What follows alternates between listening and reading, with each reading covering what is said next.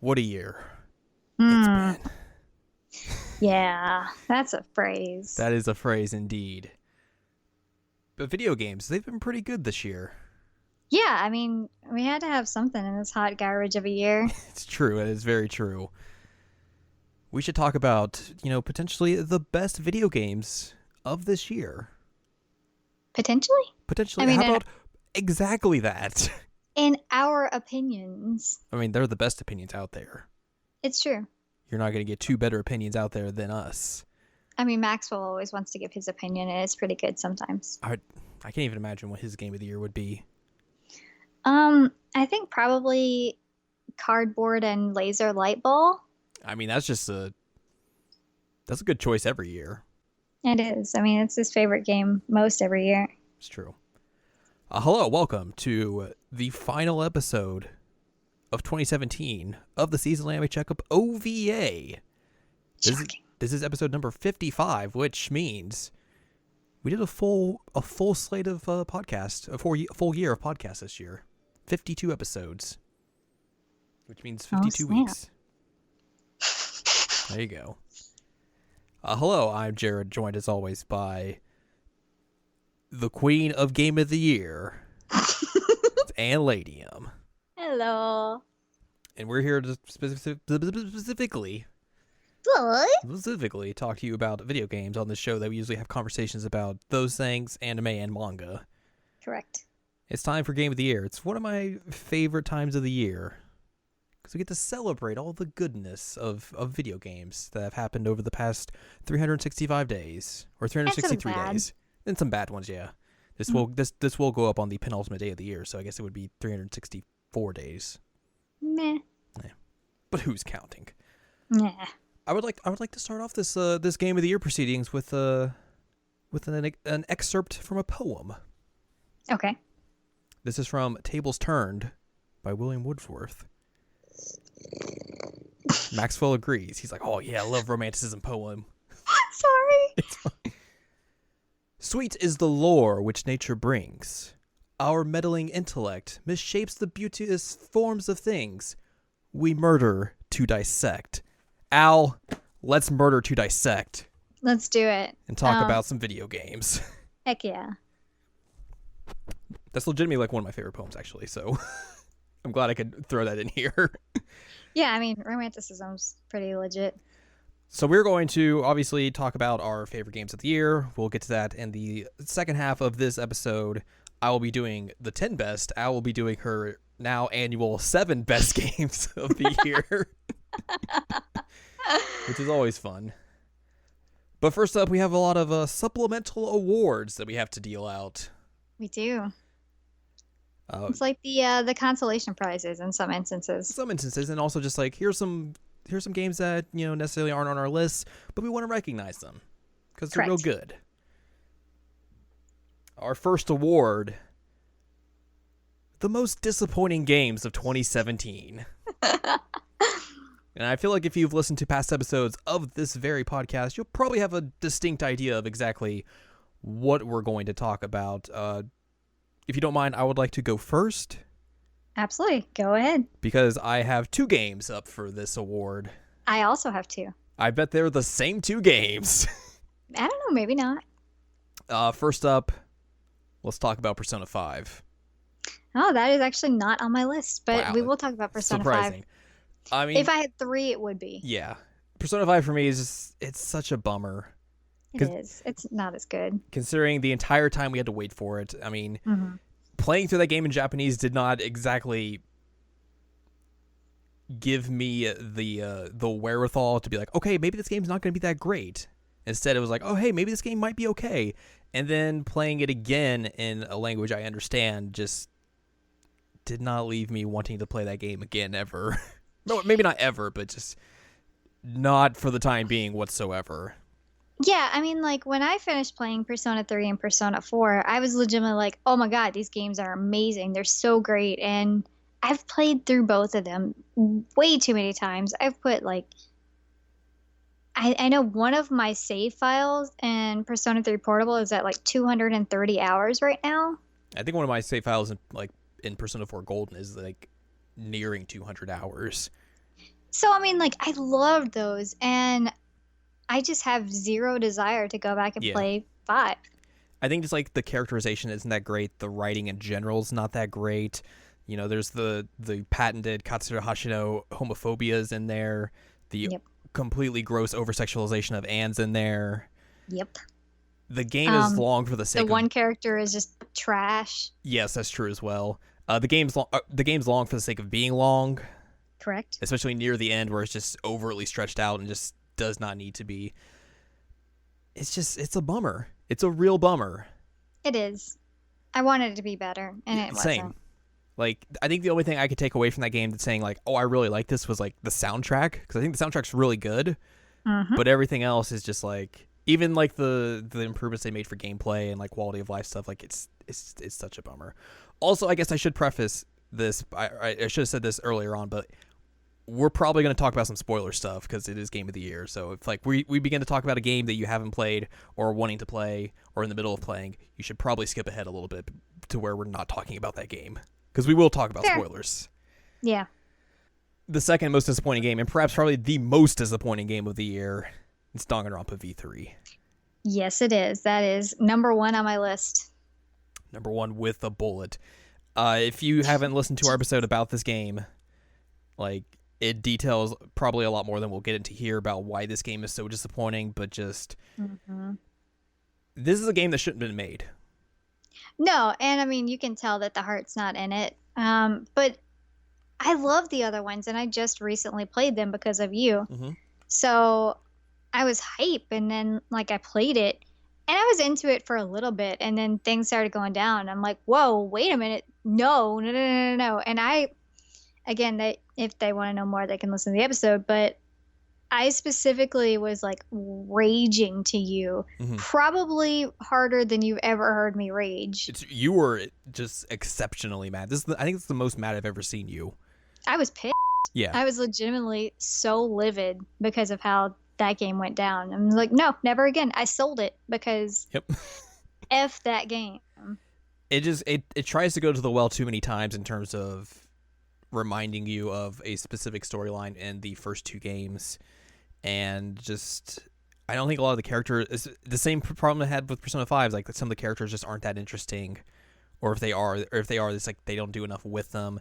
The writing's definitely not that great. Like, it's just basically the same things that we've played through in the first two games, but less interesting. And that ending is literally the worst ending in like the history of video games. Yes. It's the most Absolutely. literally like offensive a game has ever like felt to me, in terms of it just being like, hey, go yourself for liking these other games, and just literally spitting in your face. Yeah, I mean, I was so legitimately offended by how that game ended, and it was so disappointing because I liked the series a lot. Yeah. And they just ruined it. And also, like, they turned New World Order into just trial music, and that is lame. Especially considering like the first two games, the soundtracks are awesome, Mm-hmm. and in this one, it's middling at best. Yeah, it's a nightmare. That game never should have been released. Period. Tell me about your other most disappointing game. My other one is Ukulele, Yep. which I'm sure you're not surprised on. Nope. I didn't get past the first world on Ukulele because it was a nightmare to play. It was not fun. It was big for the sake of being big. There was just too much to do, and like it was pretty, but I've kind of realized that maybe that style collectathon died for a reason. I feel like it's a common complaint with our most disappointing games of like, these games are too big for the sake of being too big. Yeah, I mean, there was just no reason. And I was explaining to my brother earlier, I didn't have an issue with the world size in Banjo-Kazooie and Banjo-Tooie at all. And it didn't ever occur to me when I was playing them, like, wow, I imagine this world could be huge and it'd be so much fun. But, like, you can have a huge world, but put something in it. It just felt lifeless and terrible and sad, and it made me sad. Yeah, I don't like I played through Banjo-Kazooie last year, and like, Yep. I mean, I had some problems with that game, but the idea of making like those worlds even bigger sounds super off-putting to me. Yeah, and like how it works is you have this world and then you can eventually get more items from the world and unlock it to make it even bigger. I'm like, no, no, no, no, no, no. This is insane. And yeah, it hurt my little 90s heart.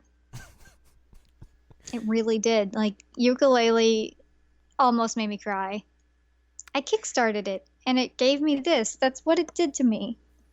Because I mean, specifically because you would think like going into like, especially with their Kickstarter pitch, it's like, oh, it's the team that made those games. Yeah, why wouldn't I want to be like, or like want this game? And then Oh, I did it day one when I saw it. I yeah, was like, yes, yes, backed immediately. and then once you get it, it's like, oh well, maybe they shouldn't have made this game. I mean, that was legitimately how I came away from that is, and I mean, it's the same way with Danganronpa. I was like, neither of these games should have been made Yeah. because it tarnishes the original reputation of what they had made before. Mm-hmm. It's made me sad.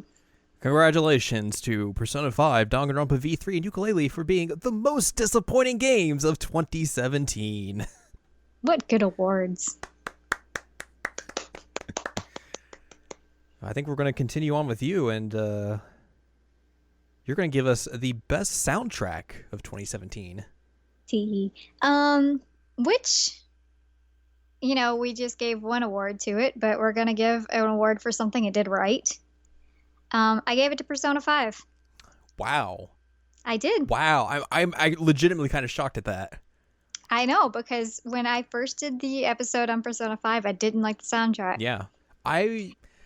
I would have figured this would be like Mario. It has some good stuff in it, but I still have to give it to Persona 5 because I put so much of the Persona 5 music on my phone and listen to it regularly, whereas I put one song from Mario on there, and a lot of that stuff just doesn't really translate to what I do in everyday life. Right. So while it's good, and there are other games that I could have given it to, Xenoblade's another one with a great soundtrack, but one thing that is consistently always done right with Atlas games is soundtrack. And Persona 5 definitely deserves it for this. And my apologies for, I guess, on the soundtrack in the first place. It just took you a while to warm up to it.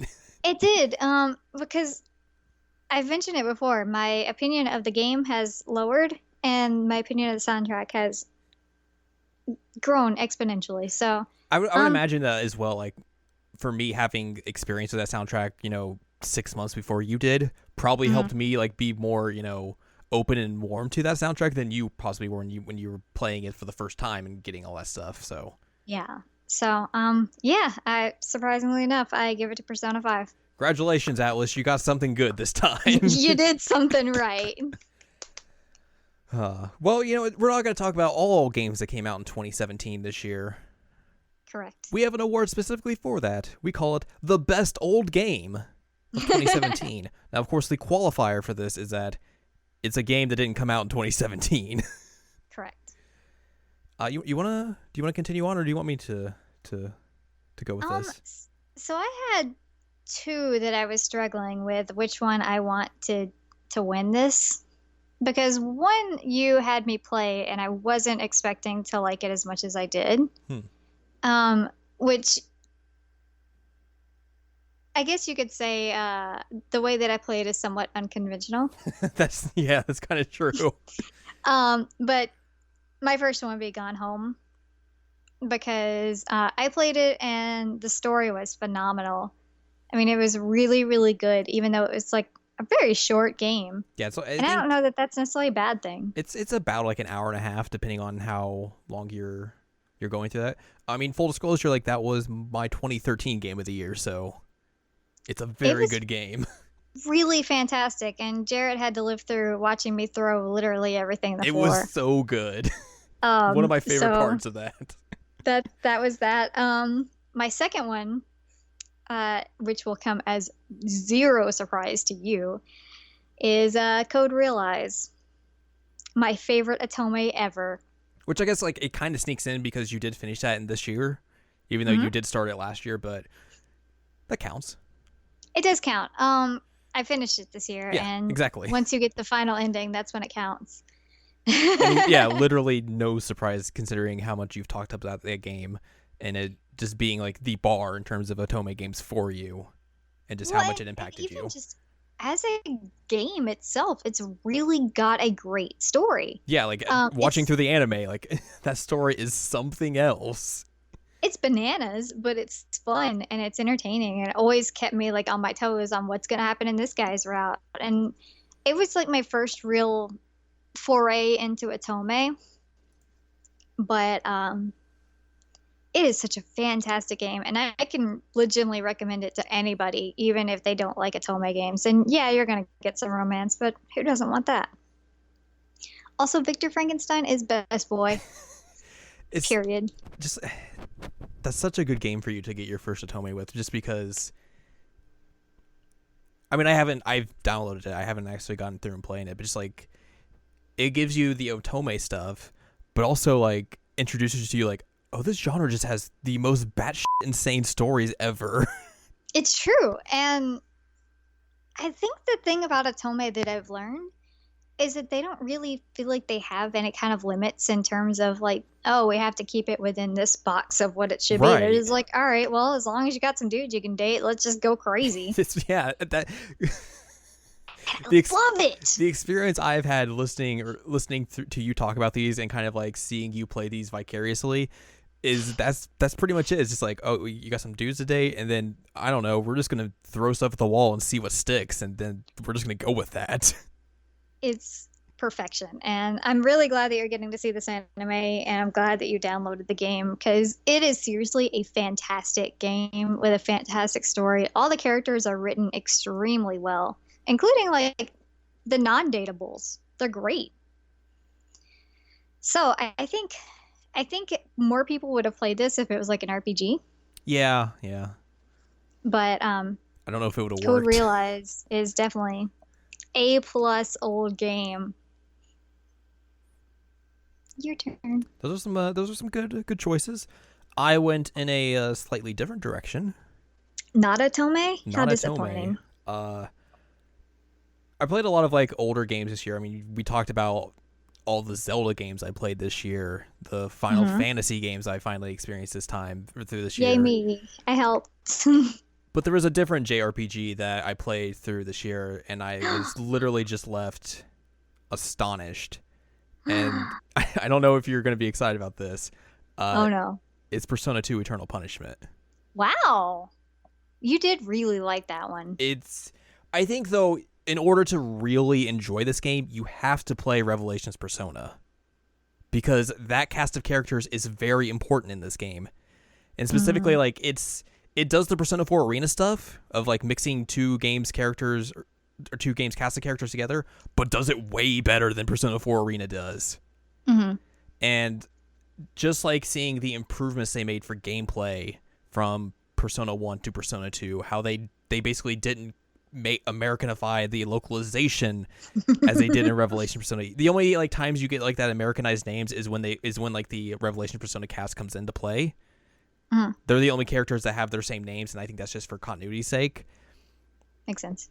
But it's so much fun, and a lot of like just the hassle that first game has is just like kind of done away. The story is just absolutely amazing. Getting to play as an adult cast in a Persona game is awesome. A+. And it sucks that they haven't done that again. And like honestly, there's a part of the ending that it's the Revelations Persona cast like meeting up after like the final battle, because like they go out and help you in the final battle, but you don't really see it. They're just like, oh, Mary and Nate and all of them, they all went out and they're fighting alongside you, but you just don't get to see it. They all kind of reunite at like this bar that's a location in the game, and legitimately like one of the most emotional moments in that game is like they're all meeting up, and then the main character from Persona 1 comes in, and it's like it's literally emotional because like you don't see him throughout the entire game until that moment, and he comes back. Is like it's fantastic. Like I love that. I love that moment, and just the way that they implemented that original cast in this game as like older characters who have like they've all been through this stuff. They still all have their personas and everything, and they're just like giving you advice here and there and being like, oh well, specifically because there is one moment where one of the main villains from Persona 1 is in this game and is being like brainwashed by the main villain of Persona 2. And like the cast of Persona 1 is like empathizing with him. They're like, man, this sucks that he's going through this again. Like we thought like we finally got through to him in the first game, and now he's doing this stuff again. It sucks. Like, I mean, I wrote about this. Like, this game has so much empathy in it that it's amazing. And specifically because, like, you know, for all the disappointment that Persona 5 gave me, this game, like, just, like, revitalized my love for Persona in a way that I don't think I ever knew. So, yeah. That's awesome. I was hoping you would pick Mystic Quest. I played Mystic Quest, like, I didn't play Mystic Quest this year. Oh, darn. I played it last year. Yeah. I confuse my years now. Mystic Quest, though, is a great game. It is. Don't get me wrong. But yeah, Persona 2 Eternal Punishment, it's a f***ing fantastic game. Let's continue on with, you have an award. I do. Let's talk about the best downloadable content of 2017. Which is from one of my favorite games of 2016, but the DLC came out this year. And it is Pirate Queen's Quest from Shantae Half Genie Hero. Oh, okay. Well, you said, Yeah. like, you told me it was like, oh, it's a DLC from, like, a 2016 game I liked. I was like, I had literally had no idea what it was going to be. It was a giant chunk of story. That's cool. And it was a lot of fun to play because what it does is looks at the villain side of part of the main game. Mm-hmm. And so you play as the villain and you go through some of the old areas and fight new bosses. And it's really, really well done. And also it's hilarious. Shantae always has just phenomenal writing. And if you haven't ever played any Shantae games, just keep in mind that it is very, very funny and very well written. And this lives up to it as well. There's actually supposed to be new DLC. I have the code on my phone right now, but I haven't played it yet. But if it's anything like Pirate Queen's Quest, I am real jammed to play it. I played it for a long time, and I actually had to get my Wii U fixed in order to play it. That's right. Yeah, so that was a bummer, but it was amazing. And it was still as beautiful as the original game. And sorry. And it was interesting playing as Risky.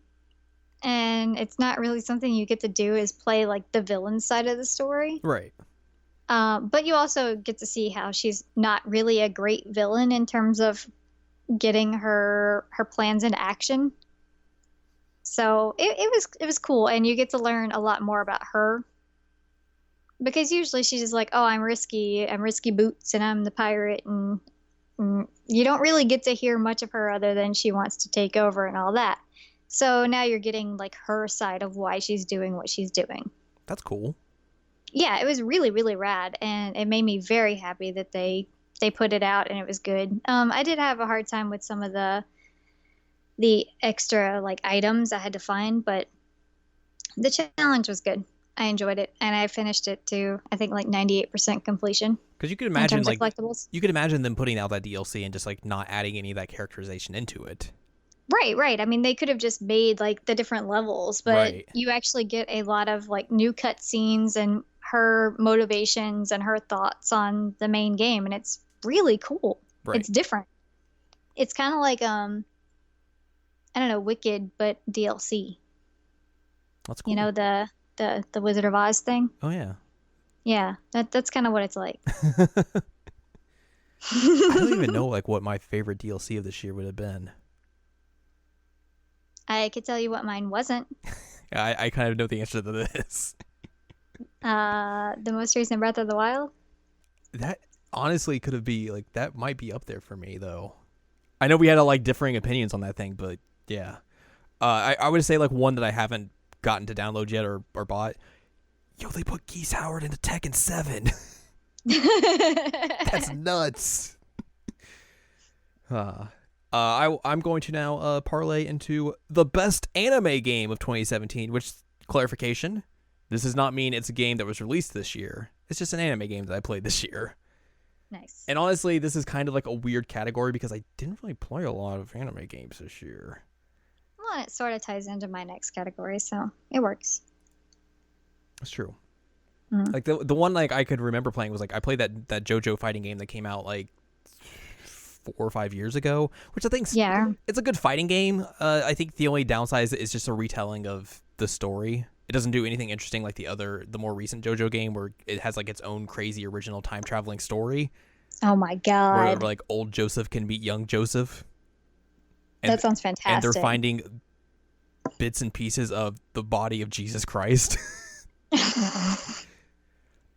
Instead, I went with one game and also a shout out to another game that technically surprised the hell out of me. Oh? The best anime game of 2017 is Cardcaptor Sakura Card Friends on the GPA because holy fucking shit, they basically remade the third opening of Cardcaptor Sakura on a Game Boy Advance. And that sounds fucking insane. And also, the Chobits GBA game does kind of the same thing, and it's f***ing rad, too. Yeah. That's literally all I have to say. Like, they basically made openings on the GBA, and this should not be possible, but it was, and it looks f***ing cool. And it was amazing. Yeah. I was really impressed. Yeah.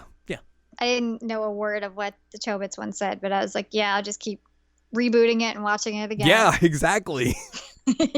That's pretty much all you need. Pretty much. So now we're gonna get a little bit more. We're gonna get serious here. Are we? No, I don't know. All right.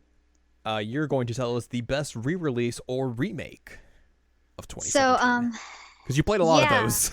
I did. I played a lot. Actually, looking through the catalog of games that I played this year, it's probably like the number one category of stuff that I played. Mm-hmm. Whoops. I actually gave it to a game that probably technically doesn't count, but I'm going to make it count anyway because it's wonderful and everybody should play it. Actually, two of the ones that I played they wouldn't deserve it, but they do deserve it, I promise. Also, to clarify, one of my actual Game of the Years could technically qualify for this, but I wanted to give something else this award. Right. So we'll get to that later. I gave it to Final Fantasy IX. Yeah. Yep. No surprise. No surprise. I gave it to Final Fantasy IX on the PS4 because heck yes, Final Fantasy IX. Everybody should play it all the time. And I know that the iOS version came out and it's the exact same game. I do not care. But it's on PS4. It's on PS4 now. Yeah. I struggle between this and Apollo. Because Apollo is my boyfriend. But Final Fantasy IX wins. It's a great game. And it's a great version of the game. It's a great version. You get trophies and you get all the little bonus stuff. And it looks fantastic. And it's my favorite Final Fantasy. Yeah. Yep. I would agree with you on that. Yay, Final Fantasy IX wins. Right. Yay, Final Fantasy IX. Let's talk about best moment of I'm curious if I agree with you. 2017. Giant Bomb's doing their Game of the Year things now, and they literally have a best Wolfenstein 2 moment, which honestly, this is what this category should be for me. Mm-hmm. Because that's exactly what I talk about. There were two other moments in Wolfenstein 2 that I think are just absolutely amazing and literally could have taken this award. The first one is like when BJ goes back to Texas and to his like original home where he grew up in, and like you're walking through like kind of like the ruins of the home, and like your dad's there, like brandishing a shotgun, who by the way is now a Nazi sympathizer. Ew. And basically gets you captured by the Nazis. Ew. It's a very powerful moment. The second one, which, hey, spoilers, just in case you weren't aware, remember, spoilers, you meet Hitler up on Venus. Old man Hitler. It's not something I knew. That's amazing. So you get to see him like coughing and vomiting all over the place while you're auditioning to play the role of yourself, but they don't know it's you. And also you can kill Hitler there. Good. But it'll reset the game. Like, it's not the canon way to go. But for me, the best Oh. moment of this game was like, and one of the most impactful moments for me is happens basically right after you get captured by the Nazis, and you're in a courtroom basically getting tried for like a billion counts of treason and murder and all this jazz and all nonsense that they're trying to charge you with. And you're just sitting there like all tied up, and then you just bust out of your restraints and they just go crazy. Like you start just beating up and killing all the Nazis and guards in this courtroom. And it's actually a difficult section because you don't have any of the equipment that you've had throughout the entire game so far because they've stripped you away of that. So you have to basically go around, pick up new guns as they come around, get health and armor packs as they come to pass and all that stuff. There's not a lot of ammo around, and it can be quite challenging to get through that section. And then basically like once you get through it, there's an interesting scene where like you go back behind like the judge's chair to like the judge's chambers or something like that, and you find your mom there. Oh. Who, for clarification, like your dad basically snitched to the Nazis that your mom's a Jew and got her captured. Ew. Yeah, so like you get this like touching moment of like BJ and his mom reuniting, and then like you get that for like maybe a minute or two, and then it snaps back to reality and you're back in the courtroom, back tied up, and that was all a dream. Oh my god. I literally like once that happened, I literally had to like to put the controller down and be like, holy f***ing shit. Because like you think of Wolfenstein, you think of Doom, you think of these games, and they're these like hyper masculine power fantasies. Mm-hmm. And that scene specifically is giving you that. But then like it just snaps you back and is like, no, that's not what's happening here. You're not gonna get the satisfaction of that. And it was insane and intense and just holy shit. And then also, like, the scene after that is when they behead you in front of the Lincoln Memorial. Oh. So, yeah. That's bad. Yeah. But then, like, your friends catch your head and then attach you to, like, a super soldier body, and you're fine. Okay. It's crazy. It sounds it. I'm actually surprised that one of what I thought would be your best moments not on your list so far. What did you think my best moment was going to be? I thought it was gonna be the festival from Mario. Yeah. I really did think it was gonna be that with Jump Up Superstar. That's a great moment. Don't get me wrong. Oh, it's fantastic. I legitimately, if I were to pick this category, it'd either be that or the very first moment where you walk out of the Shrine of Resurrection and Breath of the Wild. Those are both fantastic. I just think this one just had such an impact on me that like even when I was typing up my writing just for like to talk about this moment, just like I just remembered everything, got like those emotions back, and just like how much it just like hit me in the gut. So like, yeah. But those are both great. Like, I would not say like, hey, those are not going to be runners up or anything. Like those are definitely in the running, I would say. But yeah, that Wolfenstein 2 It could just be mine. That's true. That could be yours. That Wolfenstein 2 courtroom scene is just something else entirely. It sounds amazing. In a game full of moments like that, so it's really something. I almost forgot about this. Your final singular award. The best you die in the game, you die in real life of 2017. I had to give this category because one, it's funny.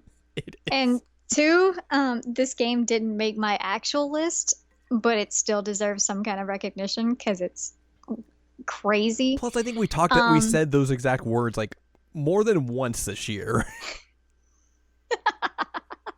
Which is saying something. Yeah, it goes to Period Cube. Another Otome, which again, if I had a top 10 list, it would probably make it. Because Period Cube was fun. It was weird. And there were some very terrible dateable choices in there. Like a literal serial killer and your brother. Yep.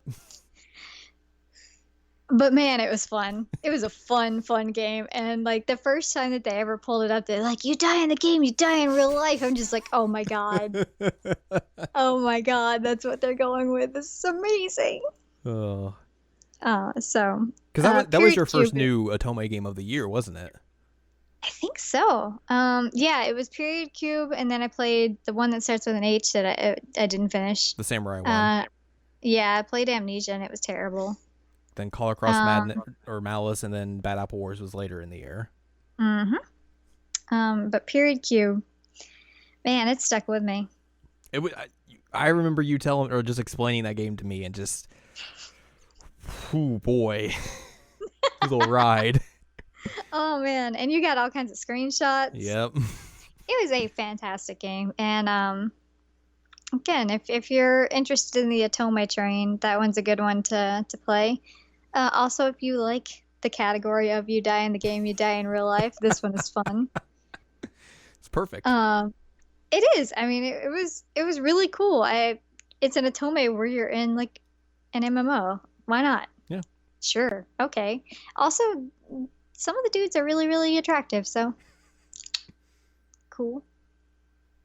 Just not the problematic ones.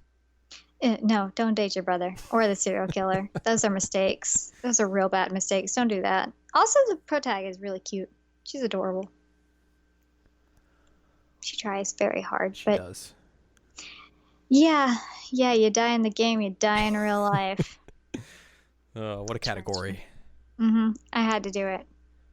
We have 3 more categories that are all going to come from me because I had somehow more categories. Yep. Let's talk about the best. Well, one of them could technically go for me too, because I would agree with you on it, and it would be that one. I don't know which one. Yeah, okay, yeah. Yeah. Let's talk about the best surprise of 2017. And in a year full of just great games, it's almost kind of hard to figure out, like, okay, what's the game that actually kind of surprised everyone? Oh, I know what mine would be. And, like, I mean, you can make arguments for, like, hey, they made a good Sonic game this year. They did. They made a really good Sonic game, and it's surprising. Like, it has hard moments, but it's really fun. But I think the one that everyone, like, when this was first announced, and then pre-release material came out, everyone was like, this game's gonna f***ing suck. This is gonna be trash. Yep. And, of course, we're talking about Mario and Rabbids Kingdom Battle. Mm-hmm. It's somewhere in my 7, actually. So it also qualifies as one of my best surprises, because I thought this game was going to suck. Yeah, like, I think everyone did. Like, as soon as they heard, like, oh, they're going to make a Mario game with the Rabbids license, like, that doesn't sound good. And then, like, the pre-release material of, like, oh, it's the bad princess and all this stuff. And you're like, oh, the tone of this doesn't seem good at all. And then when they showed it at E3, everyone was just like, wait, they're making Mario, but like an XCOM game? Yeah. And it looks good? What the fuck?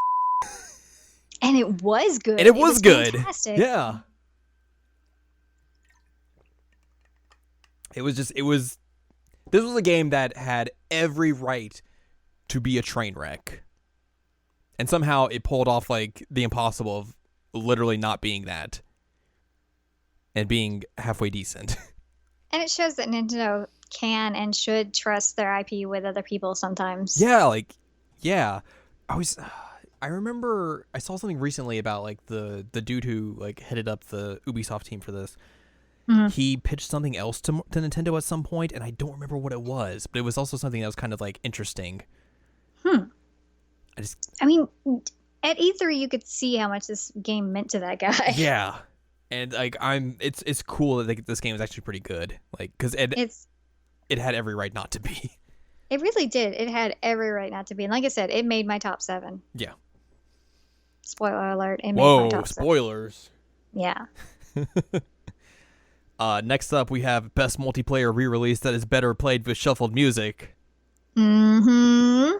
And that's obviously Mario Kart 8 Deluxe. Just because of the way we play that game. Also, it makes Link happy, and that's a good thing. But yeah, we do play it with, for clarification, I have Amazon Music, and you can add all kinds of free stuff on there. And when things are free, I'm like, yeah, I'll just add whatever. This is fine. Also, I really have eclectic musical tastes. Mm-hmm. That's an understatement. So we could go from, like, Hall & Oates to 3 6 Mafia to My Heart Will Go On. To Big Bang. To Big Bang, yeah. I mean, it was crazy, and I love my Amazon Music for this. I think I've listened to more Usher this year because of playing this than I have in years. Happy New Year, Xbox. Happy New Year, Xbox. Yeah, it's just it's a fun, goofy way to play that game, and also just because like I'm not gonna include Mario Kart 8 in my top 10 just because it is a re-release of the game that It's a came out re-release. previously, but that game's great. Like It is. as much as younger or maybe like earlier this year me would have hated to admit it, it's the best Mario Kart game. I agree with you. It is the best Mario Kart game. And honestly, I wouldn't want to play it any way different than what we play it like now. Yeah, it's so fun. Yeah, it's super good. It's so fun. And like it's a really good stress reliever. Like I looked up on my Switch just so I could put this in like my piece for it. I played over 45 hours of that game. I probably played a lot of that too. I have to check, but Which is, it's a lot. it seems kind of crazy, but yeah. It's a fun way to play that game. It is. And finally, our final supplemental award. Mm-hmm. Most surprising Arcade Archives release, which is very much a me-specific type of award. Now, for clarification, if this was best Arcade Archives release, that would go to Garo Mark of the Wolves, hands down, because that's one of the greatest games ever made. As you would. But I think the most surprising release is also tied to some of the most surprising news of the year is when Nintendo announced that they were going to partner with Hamster to bring out a bunch of their old arcade games, which they basically have never done. Right. And like the announcement of that was just like, I was like, what the f***? That's crazy. Like that shouldn't be happening, but it is. And I think like the coolest version of that is like they've only put out 2 games so far. They put out Arcade Archives Mario Brothers, which is just original Mario Brothers, and then just this past week they put out Versus Super Mario Brothers, which is the arcade version of Super Mario Brothers, which is kind of the same version of the home console version game of it, but some of the levels are kind of mixed matched and like they're a little bit more hard because it's an arcade game, and just having an easy way to play a game that Nintendo I don't think has ever re-released since they put it out in arcades in the 80s is rad. Yeah, it's awesome. It's just even for like, game preservation and just for like being able to play this game that you would never have been able to play prior to this unless you somehow owned the Versus Super Mario Brothers machine somehow. Which probably is not that likely, but yeah, just It's probably rare. having this just available and easy to pick up and play is just super, super cool.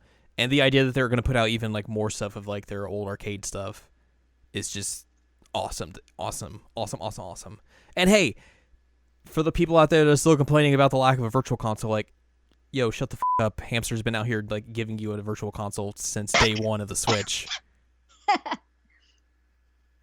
And like, hey, like I think their catalog is probably better than some of the virtual console stuff that Nintendo had been putting out. So, hot takes. Hot takes. All right, that is our supplemental awards for this year. Congratulations to all our winners. Bravo, good job. All deserve it. Let's get down to the nitty gritty then. Let's talk about the top video games of 2017. I'm going to go first because I have, a few more games than you do. Yep. And, like, I don't have any of these written out yet, so that's the only bad thing, but, I'll make do. I don't have them either. I just have my list. Yeah. These are my top 10 video games of 2017. And then, like, once we get to 7, we'll alternate back and forth. Number 10, a game that just recently came out of early access, Fire Pro Wrestling World, which is kind of almost a surprise in and of itself as well. The fact that Spike Chunsoft was like, hey, what if we brought back this series that has been kind of dead since 2005-ish and, like, put it out on PC? ? And also, most wrestling games are bad except for the Fire Pro games. What if we did that? And they put it out, and, like, it's still really good. Like, if you've played previous Fire Pro games, it's basically a lot the same as that. I think the cool things about this is that, like, they put it out in early access, and, like, even from day one, it was pretty much a very competent game. Like they didn't really have to fix a lot of things in it, maybe some like menu stuff and stuff like that. The cool thing is that they implemented a Steam Workshop support for it. So any like created character you put into you made, you could easily just throw it up on there. That stuff's from. Yeah. Okay, I've been wondering what all that stuff you send me is from. There are some good characters. It just like the community for that game has been just insane in terms of all the stuff they're churning out. Like you can get like all current wrestlers, all classic wrestlers, or you want to go crazy like I did. You can get like, oh, you want some anime characters, you want some or video game characters, you want some baby metal, stuff like that. Just it goes crazy. Like you can get anything you want on there, and like they're all just like they're very like well done. Even though some of like the character creator is kind of limited in some aspects, but they all like they look pretty good. And yeah, I was impressed. There's just some really cool things that game does. They also just like recently implemented the ways that you can download ring mat textures. Like for example, like New Japan Pro Wrestling, their canvas of their ring mat is like covered in sponsors. Mm-hmm. So like you could download that and like place it into your game. Or let's say you wanted the P1 Ultimax logo on your ring, you could throw that on there too. And even like they're still going to support this game like post release. Like they just announced like next year they're going to put out like a management thing for the game as DLC. So like you can literally like run your own promotion within this game, which sounds completely crazy and also super cool. So yeah, like I probably wouldn't have put this on there if it didn't come out early access like literally like 2 weeks ago, but it did, and I was like, okay, I can sneak this in here. And it's a really good game. It's the best wrestling game that's come out in like maybe 6 or 7 years, because most wrestling games are real bad. I suspect. Number 9, Fire Emblem Warriors. Ooh. If you would have told me at the beginning of this year that a Muso game would be on my top 10, I probably would have told you to go yourself. It's not unusual that it's on mine. No. For some reason, this game just clicked with me, and I played a lot of this game, and it was like a Fire Emblem game that you actually understood, and I felt like that worked for you. Yeah, and just like I've played other Muso games, but it's like they never really like did a lot for me. But this one, for some reason, is like I got everything, I got the mechanics of it, and it just all kind of flowed together in just like this nice, beautiful package. And it was just like a fun way to kind of just like zone out for like a couple of hours and just like chop up like thousands of dudes at the time. So now you understand why I like Muso games so much. People always question me, like, God, why do you like Muso games so much? That's why, because I have a literal anxiety disorder, and sometimes it's fun to just kill 2,000 dudes. And to get like the original story was okay, and kind of like getting some like the story beats of the older games as well, so I could finally kind of experience those in a way. Yeah, it was a lot of fun. Yeah. It was a very surprising, well done thing that I did not expect to like as much as I did. Number 8, Tekken 7. Oh, wow. Tekken 7's great. Why didn't you make Tekken 7 I'm sorry, I wasn't thinking that far ahead. I'm disappointed. Like graphically, I think that game looks great. Just the gameplay is so good. Like the fighting in that game is amazing. Like the little things that they added in like if like it's down to like last hit, like the game just goes into slow mode, and like right as you're about to like hit just to see if someone's gonna get the hit or not. It's just like cool things like that they implemented. The story is absolutely insane in the best ways possible. It literally starts off with a Hachi throwing Kazuma into a volcano, which you push the button to throw him into a volcano, and that's the most fucking Tekken thing ever. It's great. They add Akuma from Street Fighter and give him like narrative reasons for him being in that universe, and that they make sense. Like that might be like the craziest part. Because you would think like, oh, you know, they added him as a guest character. You know, he's probably not going to have that much like impact on the story, and he does. And it actually like you're like, okay, yeah, I can believe this, and it's f***ing rad. And like I got into like online fighting, like online multiplayer in a way that like I usually don't with fighting games because I'm not that great at them.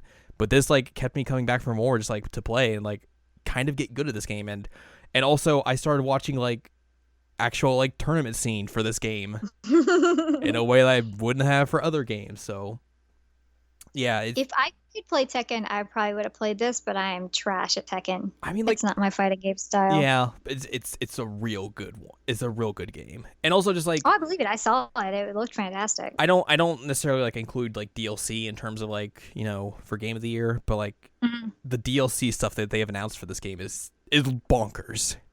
Like adding Geese Howard, that's crazy.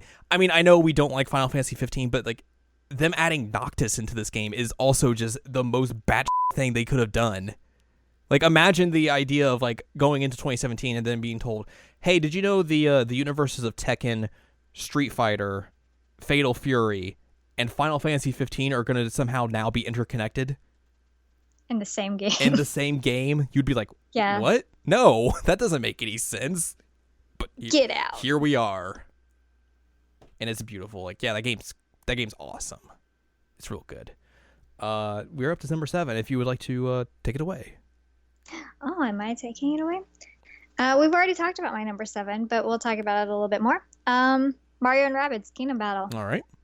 I put it at number 7 on my list because it was such a surprise. Yeah. We already talked about it. It had no right to be good, but we both put like a disgusting amount of hours into it and enjoyed it. And like I was texting you the whole time, like, what in the heck is happening? Like, this game is good. It's true. The story was good. The mechanics were good. It looked pretty. The Rabbids weren't terrible. Like, it had no right to be as good as it was. And yet here it sits at number 7 because it really was a fantastic game. And it deserves credit. Yeah. I mean, it really, really deserves credit for being as good as it was. Yeah, yeah. There you go. For my number 7, I went with Life is Strange Before the Storm. I knew that'd be on there somewhere. I think kind of like with Mario and Rabbids, like this is honestly a big surprise as well because this game had no right being as good as it is. A prequel to a game that was like the number 2 best game for me when the year it came out. And also like it's a prequel to a game that has like a lot of like time traveling mechanics, and this game has none of that. And it's also a prequel to a game where you kind of know where this game's going to head by the end of it. And just also with the idea of like, oh, they changed developers for this. The voice acting strike kind of hindered Ashley Birch from reprising her role as Chloe, which that's a real bummer in and of itself that they like had to get like her performance artist to kind of become a scab and take that role. So like Square Enix could have done better and just be like, hey, what if we just delayed this until the voice actor strike was done? But that didn't happen. It's Square Enix. Yeah, they wouldn't do that. The cool thing is like they are letting Ashley Birch like reprise her role in like the bonus DLC episode.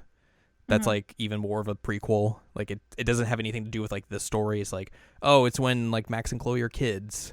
So it's literally just a bonus thing for people who bought like the deluxe edition of the game. But this game's good. Like the story of it is pretty good. Like there are a lot of cool moments in this, and like it makes you like Chloe better in a way, and especially makes you understand her character way more than the original game did.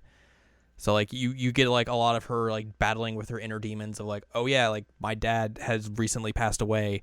I don't understand how to handle that. Also, I'm like a 15-year-old kid and flunking out of school essentially because I don't care, and no one really understands what I'm going through. And then here comes this new person that I'm now friends with who's like the most popular girl in the school, but somehow she's giving me the time of day, and oh no, I don't understand any of this. Also, I have feelings for her. Help, all of this is new. What am I doing? So like it does like a really good job of like giving her even new characterization and just like letting you kind of understand exactly where she's coming from in like the original game. And also there's just like a lot of like cool moments in this as well. Like, yo, you get to play like scenes out of The Tempest. Like that's completely crazy. And also just real cool. Yeah. I think as well though, like the third episode is kind of a bummer because it basically, like, the first two episodes are like establishing the relationship between Chloe and Rachel, but then like the third episode kind of veers away from that and kind of becomes more like, we gotta find Rachel's mom and reunite them, and like Rachel's kind of out of the episode for like more than half of it. So like they basically move away from that relationship altogether and kind of focus on like some weird other things that I don't know if they necessarily hit the mark on, but like it's very much a surprise that this game's good. Like, cause like I said, like when it was first announced, I was like, yeah, sure, but I don't know if I really want this. But it ended up being like better than I think most people anticipated. And then everyone got real mad at the post-credits ending of the third episode because it tied it back into the original game. Why would they be mad about that? Because they didn't think it was going to fall into the same lesbians die trope. Even though if you've played the first game, you know where this game's going to head. All right, so bury your gaze happened. Yes. Okay, I get it. Tell me your number 6. Well, my number 6 is also, it's a re-release. Zero Escape Non-Re games, specifically the 999 remake. Because they added voice acting, which was phenomenally good. They did such a, like, knock it out of the park job at the voice acting in this. They HDified it. Basically it's like a new game. Yeah. Like the story is the same, but everything else about it is different, and it's beautiful and it's fantastic. And I love this game to begin with. One of my favorite visual novels, I'd say. It does enough to like distinguish itself from like the DS version and also from the iOS version. Yeah, so the iOS version didn't have the puzzles at all, so it was literally just the story, a visual novel. This has all the puzzles put back in. It has everything HDified, so you have all the original sprites in. Well, not original, but the sprites, but better. Yeah. And then all new voice acting. Which neither of those two had. No, because originally you just had to like bleep loops whenever everybody talked. Right. And I know that people had issues with Junpei's voice actor when he was... What, Zero Time Dilemma? Yes. He's legitimately so phenomenal in this, though. I actually didn't mind him in Zero Time Dilemma, but he pulls off the like sassy Junpei in this that I adore. I don't know, it really makes a lot of the moments have way more impact with it being voiced. Oh yeah, I would imagine so. Yeah, but also it does some interesting mechanics with the storytelling devices. So because of the voice acting and because of the dialogue, there are 2 different modes that you can play the game in. So there's like a story mode and then like an adventure mode, I think is what it's called. And if you've played 999 and played it to completion, you know that on the DS version, one side is Junpei and one side is Akane when she's younger. So one screen is one and one screen is the other.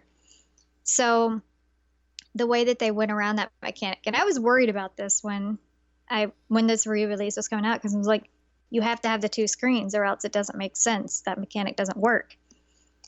But having the adventure and the story mode, you could see the difference in like when you're in Junpei's head and when you are actually seeing it from Akane's perspective. And they tied it in very, very well at the end. So it made it very clear that's what was happening the whole game. It also makes it shorter if you're going at it from Akane's view. I think is it Akane or Junpei? Anyway, one of them is shorter because it cuts out some of the like description dialogue. Right. It really does come across as a whole new game, and it is fan-friggin-tastic. They didn't do a whole lot with VLR at all because it was already voice acted. It was all HD. All the puzzles are intact. So that's pretty much the same. But I still give this game number 6 because the complete package is fantastic, and 999 is completely redone. Right. For my number 6, I went with Pyre, Okay. the visual novel slash sports game. Which I just downloaded. You did. So we'll see how that goes. I took a while to actually like get into Pyre, at least to play it. But like once it did, and just like it really sinks into you, like just the lore of the game, the setting, the characters, and even just like the weird sports game that they have in there. There's a lot of interesting things that Pyre does. Like I think the storytelling is top notch. Sometimes a sports game can be kind of monotonous because you do play it a lot, and especially by the end of it, you're kind of just like, okay, let's get this over with. But just the things that game does in terms of narrative and like the individual characters themselves that you meet are just so like well written and well done that I think honestly like this is either my favorite or like the second favorite like Supergiant game that has come out of Bastion, Transistor, and this. It's just it's really really good in ways that like I think kind of going in you're kind of like a sports game visual novel, I don't know, but this game just does so many good things. Yeah, I initially when you said that I was like, yeah, no, that doesn't sound like anything I'd be interested in, but then you kept talking about it and it's like, all right, I might be interested. So I bought it. You did. It was on sale on Steam. We're halfway through. We're halfway there. Well, for me, you're just like barely in. What do you got for number 5 as my alarm goes off? Fire Emblem Warriors. Oh, hey, that's a game we have not talked about. Obviously a little bit higher on my list than yours, but my love of Musou knows no bounds. That's true. None. I love Musou games, and I really like Fire Emblem as well. So putting the two together, the story was great. I loved the little bonus sections where you get story from the other games. And more Matt Mercer in my life is never a bad thing. And you get double the Matt Mercer in this game. You get double the Matt Mercer. It is wonderful. And I know you could tell me that, like, well, Fire Emblem Heroes had Matt Mercer in it 3 times. Yeah, but that was a bad game. That's true. And Fire Emblem Warriors is not. So there you go. I love Fire Emblem Warriors. I love Musou games. I wish Nintendo would like keep giving me, I don't know, give me Mario Musou. That'd be fantastic. That'd be great. God. Just have Princess Peach attack people with a parasol. Oh like my kill God. 2. What a good idea. Call me Nintendo. Oh boy. My number 5 is a little bit in a different direction Then Musou? Musou. Number 5, Night in the Woods. Okay. We talked about this one. Did we? Because you told me that you kind of suspected what one of the characters had because you're like, oh, she kind of acts like you. Right. I thought you meant on the podcast. I forgot we did talk about this. No, in person. Night in the Woods is a weird game specifically because I played it like early in the year, but then finished it until like later in the year. But I mean, a lot of like the middle block of my game of the year is narrative focused games, and this is one of the best of the year.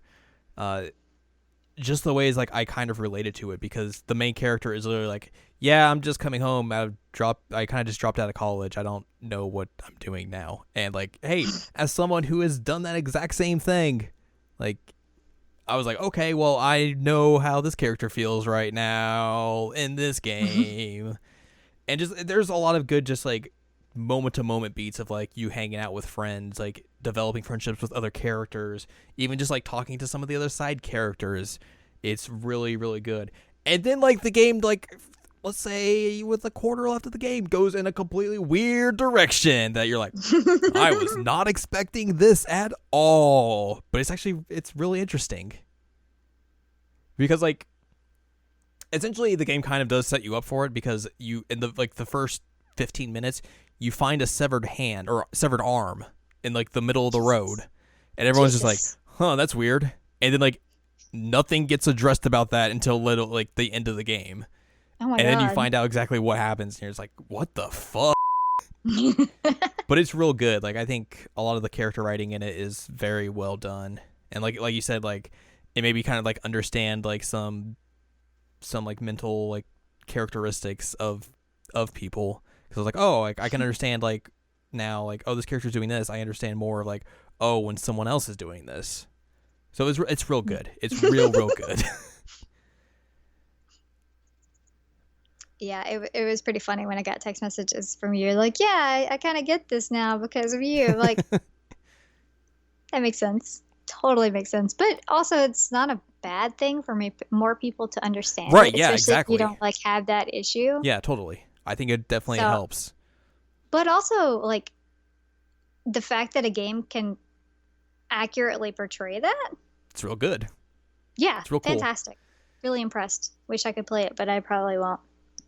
I was gonna recommend it to you when on the Steam sale, but it was like it wasn't as cheap as like Pyre and Tacoma. So Yeah, but I also just don't know that I can like play it with my noggin. it's true that it is a longer game than say like either. Well, like, Pyre is pretty long, not Mhm. pretty long, but like it's longish. But this isn't short like Gone Home or anything like that. Yeah, yeah. I just emotions. True. We're down to the final four. We are. What's your number 4? Is it my turn? Yeah. Well, the best Otome game of the year, All right, here we go. Color Cross Malice. It is the number one Otome of the year. Clarification, that came out this year.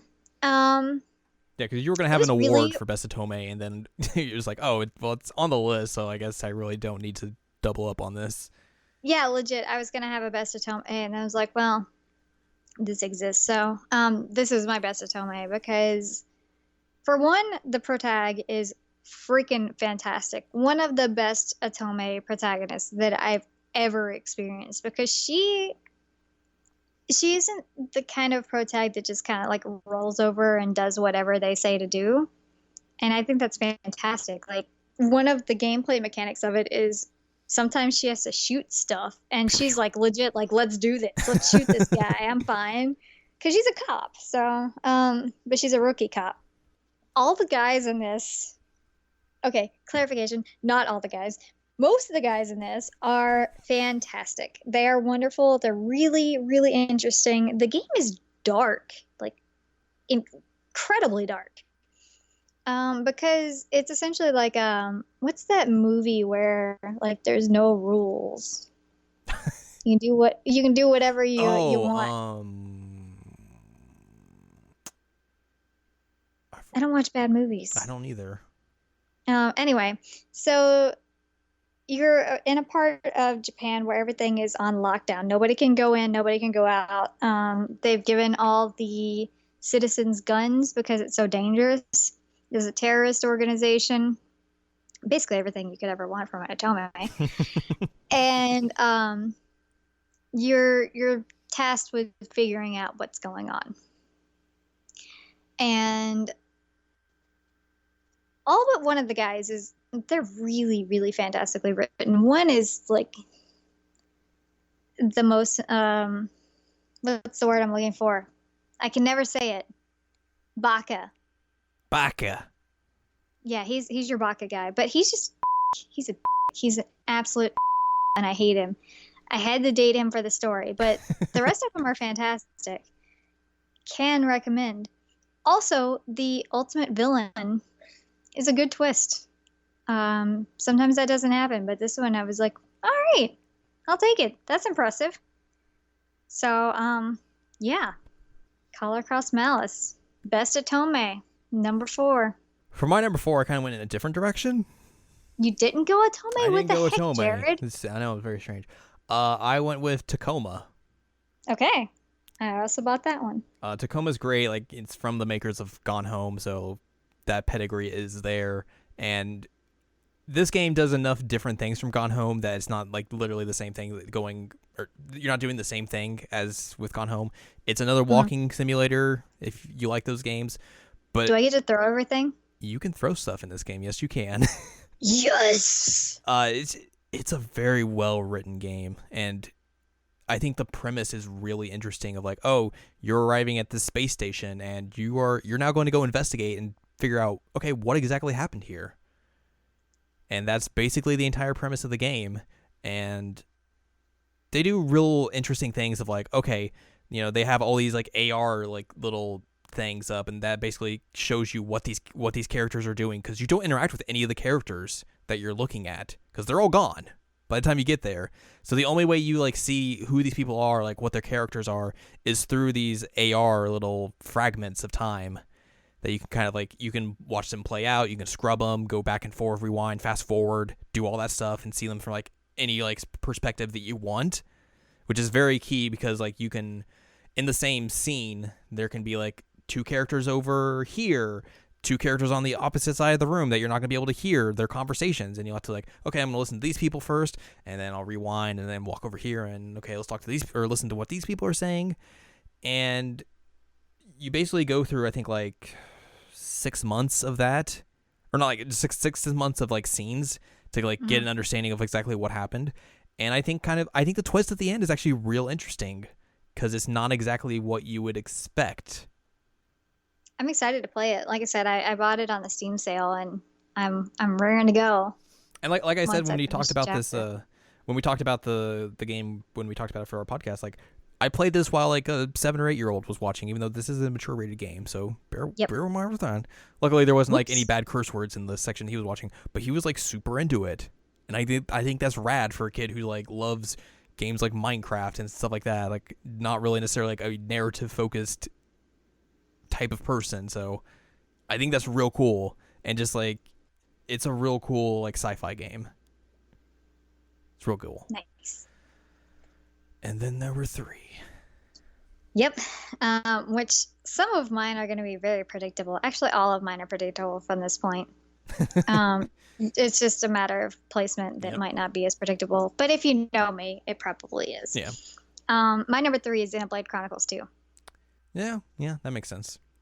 Mm-hmm. I know we talked about it on the other podcast, but despite the fact that it does have some problems, I had so much fun with this game, and I put a lot of time into it. You did. I think I ended up at like 160 something hours. That makes sense. Yeah.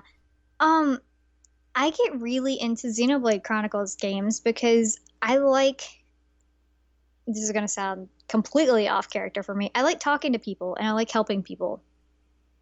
Not in real life, but I just like grabbing quests from people and saying, hey, I'm going to help you, and then just doing it. It's wonderful, and the stories are always fun. I love the connection to 1, which blew my dang mind. I still can't get over it because I'm helping my brother play through the first one, and I keep seeing things and I'm like, oh yeah, that was a connection to 2. And I mean, it did it for me. There were some massive amounts of boobs, massive boobs. Yeah, lots of those. And that was a little upsetting. But as for the game itself, I really loved it. I thought it was a fantastic ride, and I'm so glad that it finally came out because I didn't think there would ever be a sequel after Xenoblade Chronicles Cross because it kind of didn't do well. But I mean, I think that's kind of also just a byproduct of the Wii U. The Wii U, correct. Yeah. So this was more in line with the original one. I liked that better. Mm-hmm. It did it for me. It was a good RPG. Yeah. So it did for me what Persona 5 did not. It's exactly what you wanted. Mm-hmm. I think my number 3 is going to surprise you. All right. Because specifically what you told me last night. My number 3 is Super Mario Odyssey. Wow, that is surprising. Because you told me, like, yeah, I think your number 1 is going to be Mario. And I was like, that's interesting. Yeah, because you were so hype on Mario recently that you're like, I don't know, it's some competition for Game of the Year. And it's like, I don't know. I really thought Mario would be higher for you. I this is no disrespect to Mario. Like, I think that game is great. It's a fantastic playing game. Like, it's the best looking game on the Switch. Oh, it's gorgeous. The soundtrack is so weird and great. Definitely not a Mario soundtrack. Some of the moments in that game are just phenomenal. Chef's kiss. Chef's kiss. Like the New Donk City celebration is amazing. The stuff. Even the fact that Pauline's in there is amazing. That's crazy. The stuff that happens at the end of the game is just insane. The ending in general, like the final boss and the ending of Mario are just yes, crazy. Like some of like the callback costumes that you can get in that game are super cool, and just it plays so well. But I think the one downside to that game is like I played it, but it didn't necessarily like. I don't think it stuck with me in the ways that like the next two games did for me. All right, fair. Like I there's still moons that I need to go get, but I haven't necessarily gone back to get them because I haven't necessarily had the drive to do that. Some of them are also impossible. I think that's kind of true as well. But like, yeah, like I think the next two games, like they definitely just stuck with me more. But that is no thing against our Odyssey. Like Odyssey is so good. It's so good. So good. Which I feel like we're going to continue that conversation with your number 2. Yep. My number 2 is also Mario. Yeah. Yep. So we don't have to say anymore because we just said it. Yeah. So that leaves my number 2. Which I think also is going to surprise you because there are a couple of games that there was a game you mentioned that you thought was going to be on my list, which is not on this list. And also, Mario & Rabbids isn't on this list. My number 2 game of 2017, Yakuza 0. Oh, I should have known that would make it on there. I should have known because you love that game. Yakuza 0 is great. Playing. How's Wolfenstein not on your list? It would have been like 11 or 12. All right. I think like the problems with Wolfenstein is that it doesn't play great. Okay. The gameplay is not fun. Yakuza 0 is f***ing awesome. Playing a game set in like late 80s Japan is the coolest shit. Because literally, like, I guess in that period of Japan, like, they were having such, like, a financial boom that, like, literally, you're just, like, accumulating millions of yen all the time. And literally, that's how that's the upgrade system in this game is that, you put money into yourself. So, like, all the upgrades are just cost, like, millions of yen because you're literally getting millions of yen all the time. Wow. It's so, and just, like, I want millions of yen. The style of that game is awesome. The way it basically follows two prominent characters in the Yakuza series, Kiryu and Majima, and the ways that like their stories intersect near the end of it are real interesting. Like in ways that like you don't necessarily expect because like you think, oh, these are two completely separate stories that are happening, and like, by the end of it you're like, nope. I think though that like the one key thing about this game is that this is a prequel to a series that already had 5 games at this point. And saying that sentence makes you think, that's never going to work. How are they going to be able to tie all of this, like make a prequel that's actually good with its own original story, tie it into everything else? But they do. And the story's great. It's like, it's so crazy like how good the story is. Like, in ways that it shouldn't. And, like, I've been playing some of Yakuza Kiwami, the remake of Yakuza 1. And, like, having the context from Yakuza 0 now, of like, and seeing all of this stuff in the first game now, it's like, holy they really did it in terms of, like, making you really care about this story in the first game now in ways that you would have never cared about it before. Because you would not have, like, this context of, like, these relationships and how much history is with them that you do now. I also just want to say, like, one of my favorite parts of our friendship is just randomly getting pictures from Yakuza. Like, it doesn't even necessarily have to be 0 because you play a bunch of them, but I'll just randomly get screenshots from him. Like, I don't know what's happening, but I love it. It's a great part of our friendship. Also, you can go to a Club Sega and play, like, Outrun or Space Harrier. That's pretty cool. There is a long and lengthy story with, like, slot car racing in that game. Okay. That is probably some of, like, the best storytelling in that game, quite honestly. And the crazy part is, they extend it into Yakuza Kiwami in ways that you would never fucking expect, and you're just like, holy shit, this shouldn't work. And even some like the bigger mini games that they have, like there's one where as the Kiryu you have like this like real estate operation, so like you're going around like buying up real estate in the little town you're in, or whatever you want to call it.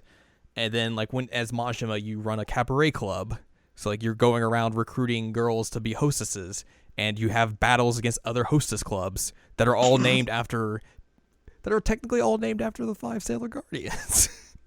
Oh my god. Which is, it's so weird and crazy, and just like even like the main story is just so well written and has so much like good drama in it.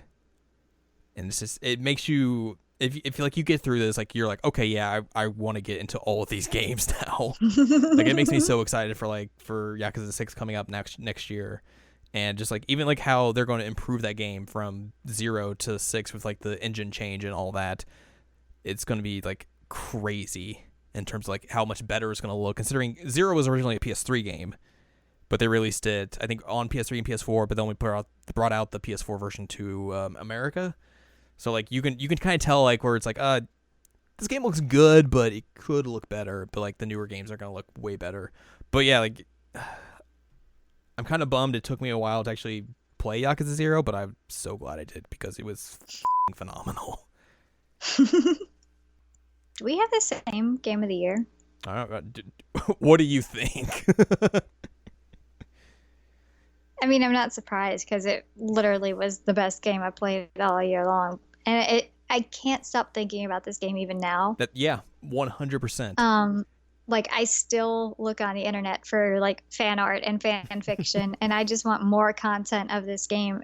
I every once in a while I'll still boot it up and run around and see what's going on. And I played the DLCs.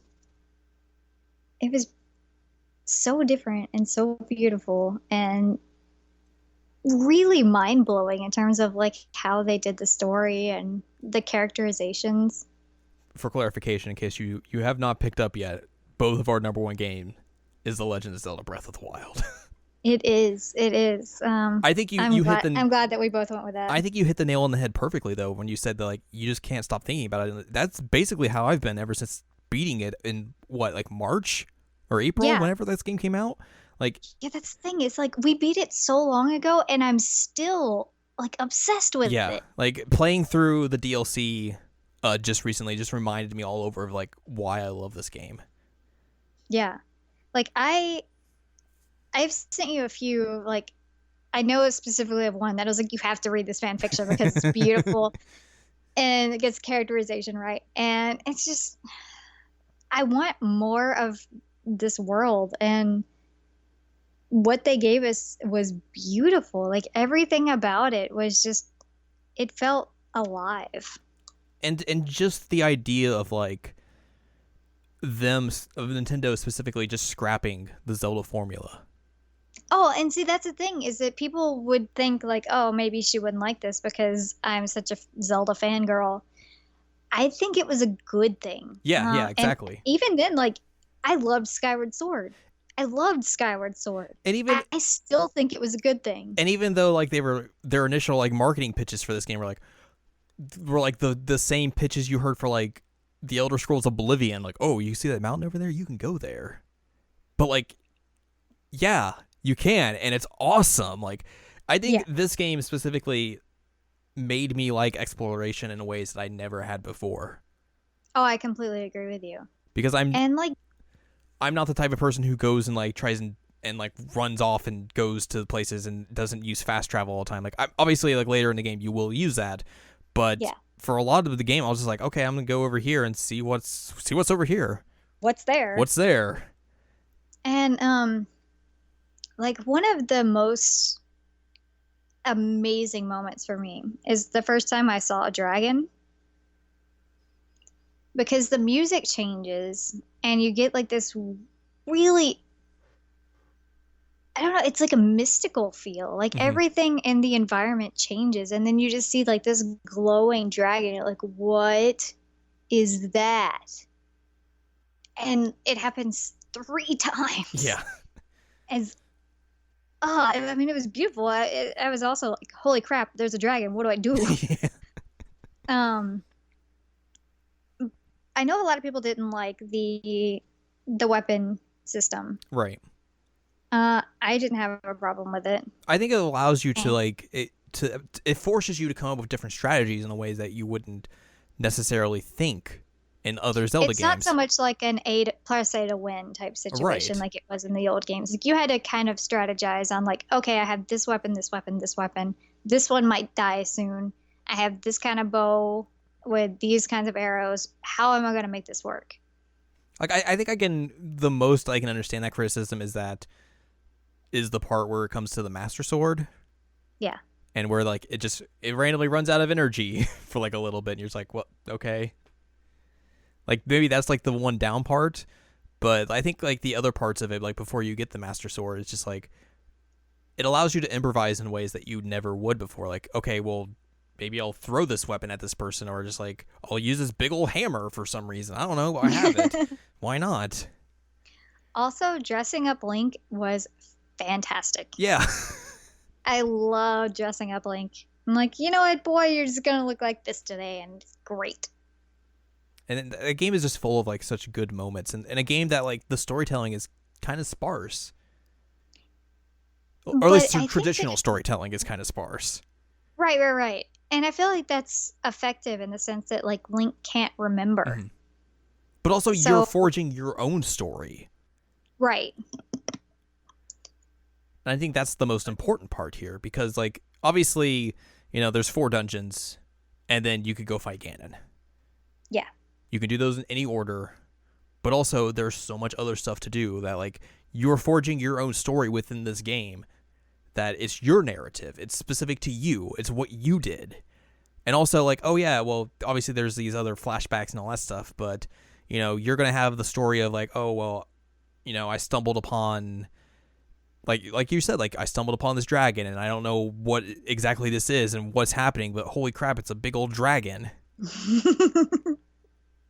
And just being like, oh, well, here's this area on the map that I can go to. Like, why don't I just go there and see what's there? Like, the first time I went to, like, the Lost Woods, and I was like, this is crazy. The first time, like, you find the Master Sword, and you're just like, oh, holy shit. It's so good. Also, 2 things that I want to mention. One, this has my favorite Zelda as a character, period.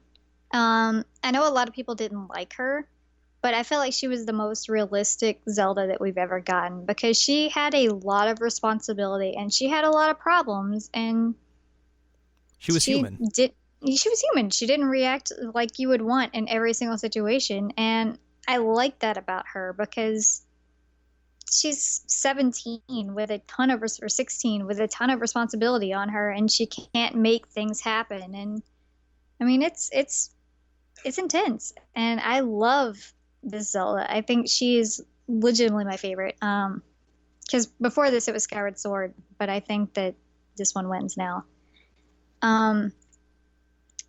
Also the soundtrack, which somehow is very divisive for people, but like I think a lot of people want the style of old Zelda games where it's just like constantly you have music playing in the background. But I don't think they realize that if that was happening, like you would hate this soundtrack.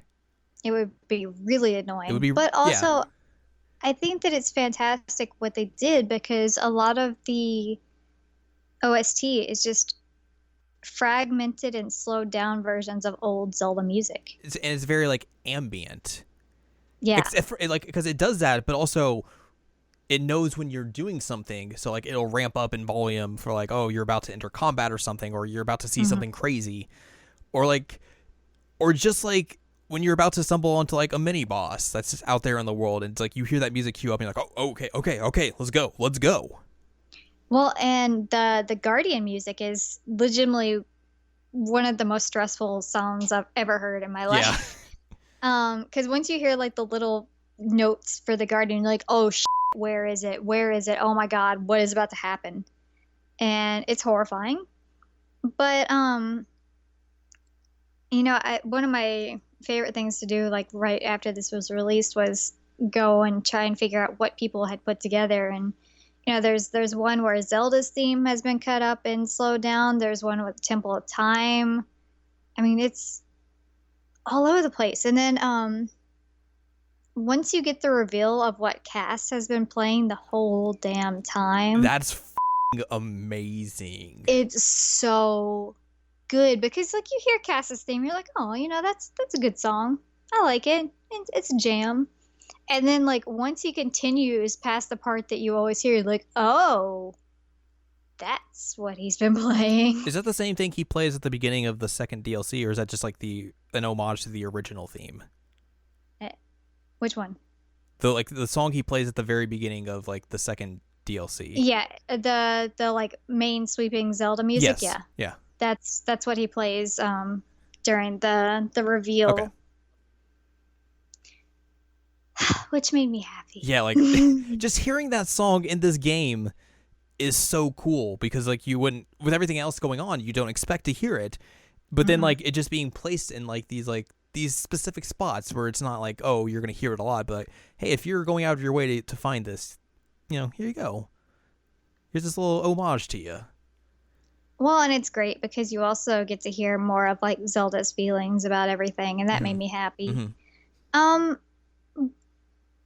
Also, which I'm still devastated this wasn't on the sampler disc, but the Hyrule Castle theme was fan-freaking-tastic. Probably the best song of the entire year. Nintendo, whenever they decide to release the full soundtrack to this game, it's like, here's my money, have it. I want this all. Yeah, it's seriously like the gift from Futurama with Fry giving the money, like, shut up and take my money. That is me with this soundtrack. Like, please, I will give you my money. Because it's so good. So good. But it is very different because it's not the same, like, I'm going to hype you up type of music because that would get old really, really fast. And also, like, the world has essentially ended. Yeah, and even just, like, the first time you get into the castle, because for me, like, I didn't get in there, like, at the end of the game. The first time I got in there, I kind of just, like, stumbled upon it and just decided to go with it. And I was, like, the entire time, like, that music's playing, and I'm just like, oh, yeah. Oh, it's intense. It really, really stresses you out, but in a good way. Yeah. Oh, I love it. It's so good. Pretty much all I want out of life is this Link and this Zelda to, like, be in love and happy. Which is what fanfic is for. But also, one of the things that I think is really upsetting to me is that I found out that the Japanese version, like, all of the quests are in first person. Yeah. So it's all Link saying, like, I have to go do this, I have to go do this. And it makes it very, very clear that he has feelings for her. Mm-hmm. And I'm very sad we didn't get that. Yeah, that's a bummer. Mm-hmm. It's a weird localization change, but... It is. It makes it a little less... Which I guess it makes sense, because Link has always kind of been, like, a blank slate. Right. So I think they're trying to keep it that way, but I do really lament the fact that that is not in there. But otherwise, this game is just really perfect. It's a masterpiece. It is. I mean, the only game this year I'd give it 10 out of 10. Like, obviously, I think this will come, like, a year or two down the road, but, like, this is probably going to end up being, like, one of my favorite games of all time.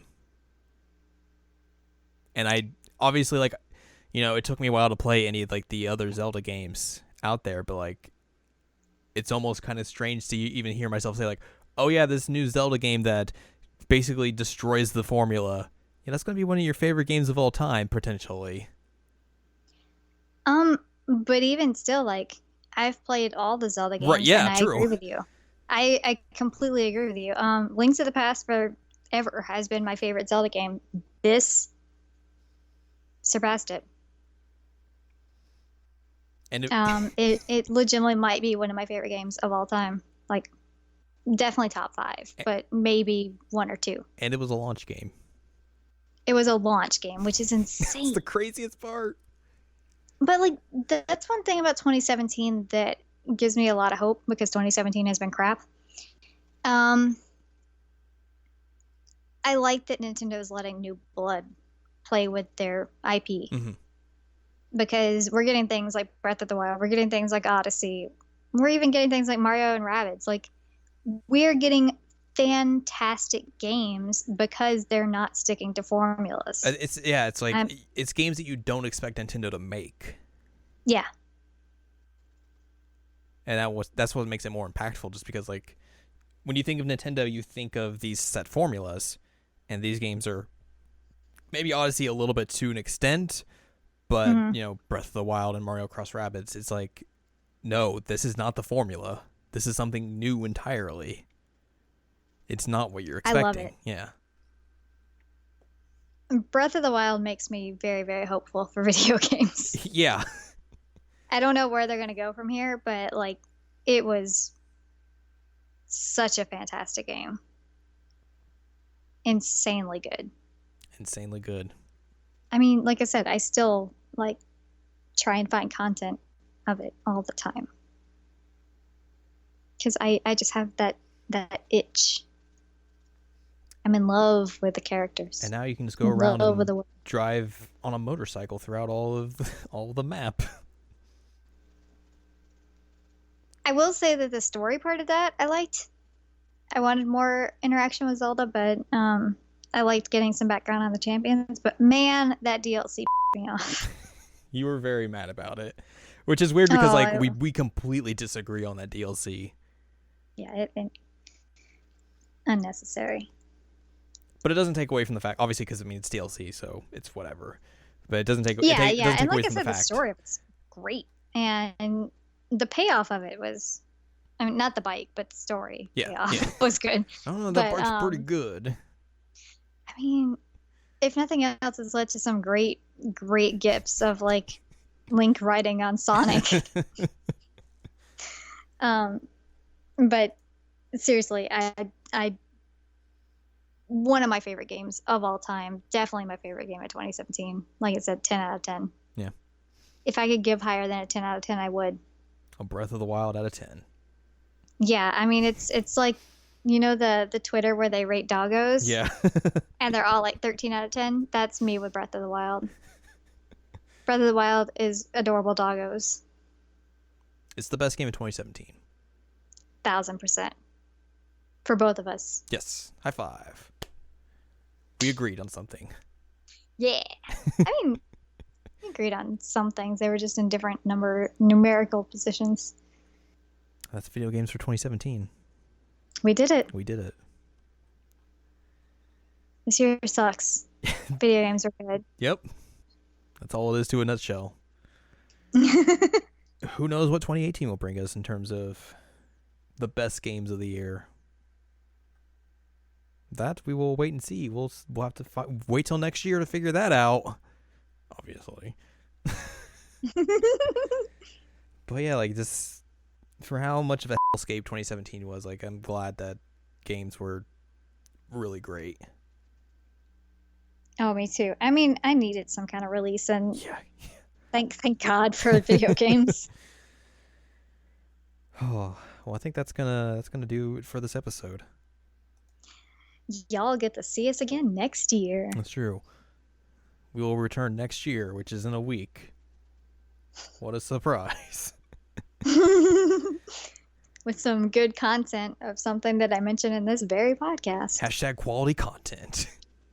Oh, heck yeah. So, if you want more from us, go to seasonanimeCheckup.com or SSC.cool for past episodes of this very podcast. You can listen to a lot of episodes of games we talk about in this episode. So, if you want further clarification on like any game, Persona 5, yeah, Breath of the Wild, a lot of Xenoblade, a lot of the games that we talked about are very much represented in our catalog for the year. So, Mario. if you want to listen to us talk about more about certain games, you can go find those there. You can also find episodes of Jared and I Watch Sailor Moon Crystal, where we discuss Sailor Moon Crystal.